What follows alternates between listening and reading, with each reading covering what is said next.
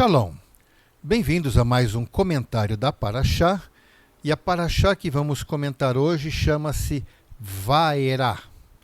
A leitura está em Êxodo capítulo 6, do verso 2 até o capítulo 9, verso 35.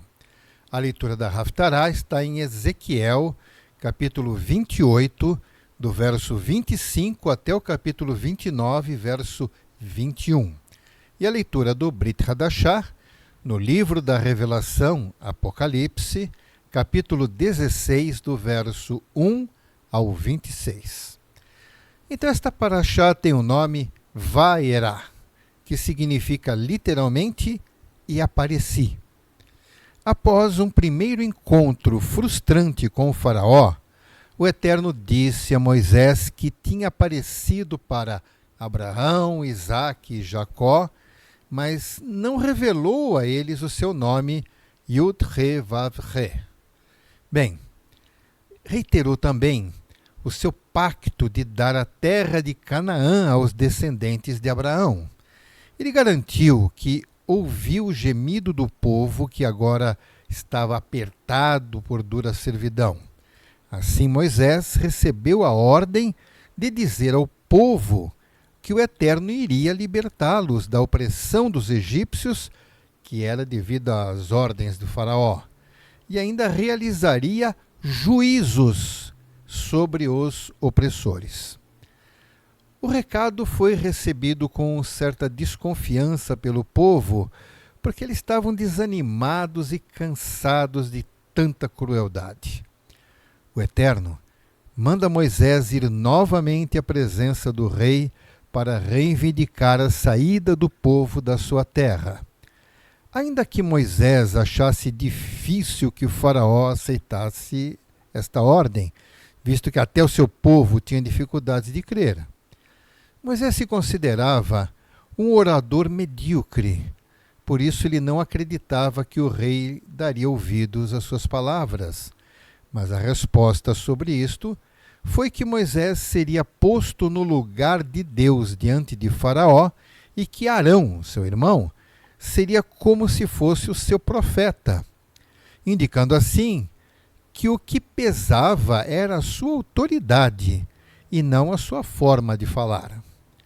Apesar de difícil essa tarefa, mais uma vez ele foi alertado de que o rei iria recusar novamente a ordem de tirar o povo hebreu do Egito, porque o Eterno queria mesmo mostrar a todos que ele é Deus. Quando tirar o povo de Israel do Egito, então todo mundo iria ver realmente o poder do Eterno. Adonai ordenou que, quando o faraó questionasse sobre o poder do Eterno, alguns sinais milagrosos seriam feitos diante dele. E assim foi feito.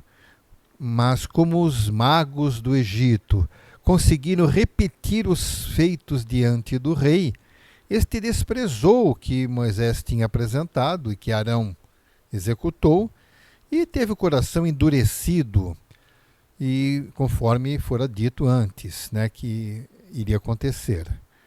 Dessa forma ficou bastante desanimador para Moisés de novo. Mas diante da teimosia do rei, agora a ordem dada a Moisés foi para ir novamente diante do faraó e dizer que o Deus dos hebreus disse para ele deixar o povo ir. Mas diante da recusa novamente do monarca, Arão estendeu a sua vara sobre as águas do Egito, os seus rios, canais, tanques e todos os reservatórios que comportavam água. Então essas águas todas foram transformadas em sangue legítimo. E houve uma calamidade, porque toda a água se tornou imprópria para consumo. Mas como os magos fizeram um sinal semelhante, o faraó desprezou o sinal do Eterno. 7 dias depois, Moisés fez uma nova aparição diante do rei e alertou que, caso ele se recusasse a deixar o povo ir, uma infestação de rãs atingiria o território egípcio. Diante de outra recusa do rei, Arão levantou novamente a sua vara sobre os rios, canais e tanques, e uma invasão de rãs assolou todo o território. Mas os magos fizeram um sinal similar com as suas artes secretas e também trouxeram rãs à terra.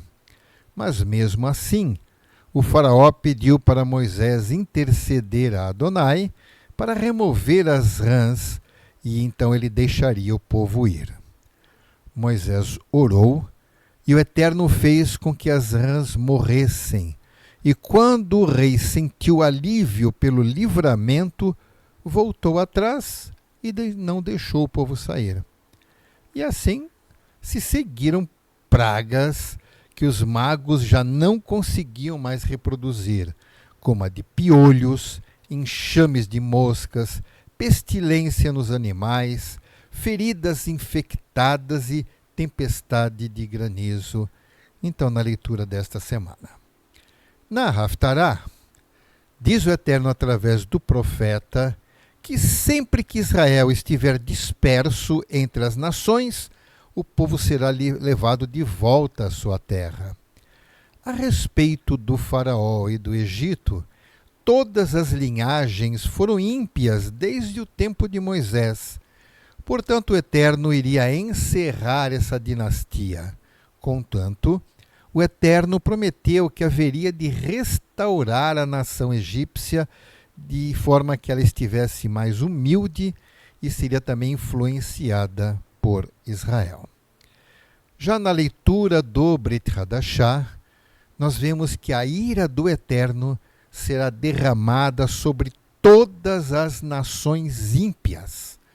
À semelhança das pragas lançadas contra o Egito, o Eterno derramará pragas sobre todas as nações da terra. E os homens blasfemarão contra o Eterno, não reconhecendo seus pecados, tal como o faraó dos tempos de Moisés. E assim, que o Eterno possa dar pleno entendimento e edificação a todos os que meditarem nas leituras desta semana. Que o Eterno os abençoe grandemente. Beshem Yeshua HaMashiach. Amém. Amém.